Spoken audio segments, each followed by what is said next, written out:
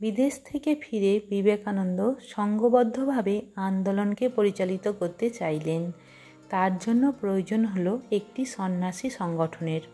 বৌদ্ধ সংগঠনের কথা বিবেকানন্দের চিন্তায় ছিল, কিন্তু তিনি পাশ্চাত্য থেকে সংঘের প্রয়োজনীয়তাকে আরও বেশি করে উপলব্ধি করতে পেরেছিলেন। তাই সৃষ্টি হলো রামকৃষ্ণ মিশন। স্বামী বিবেকানন্দের প্রামাণিক জীবনীকার স্বামী গম্ভীরানন্দ এই ঘটনাটি বর্ণনা করেছেন যে অধ্যায়ে, তার নাম সংঘ প্রতিষ্ঠা।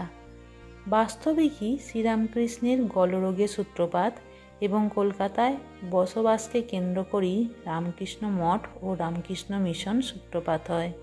কাশীপুরে বুদ্ধের জীবন ও মতামত নিয়ে নরেন্দ্রনাথের নেতৃত্বে আলোচনার হাট বসত।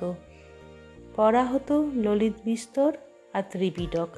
এই সময় নরেন্দ্রনাথ তার গুরু ভাইদের কাছে দিবারাত্রি বুদ্ধদেবের অদ্ভুত সংসার বৈরাগ্য ও ত্যাগ তপস্যার কথা বলতেন।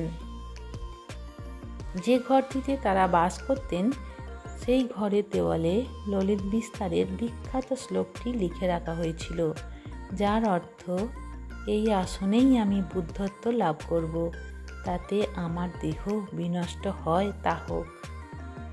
ঠাকুরমা স্বামীজির আশীর্বাদের হাত আপনাদের মাথার উপর থাকুক। নমস্কার বন্ধুরা, খুব ভালো থাকবেন।